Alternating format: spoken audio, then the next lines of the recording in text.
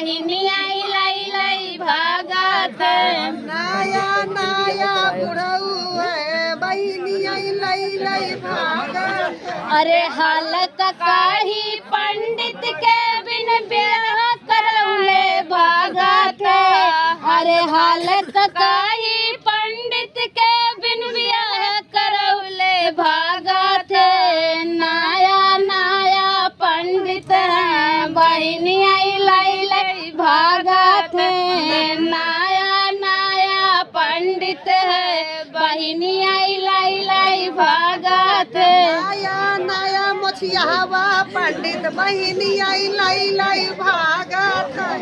नया नया मोछियावा पंडित बहिनी आई लाई लाई भागत।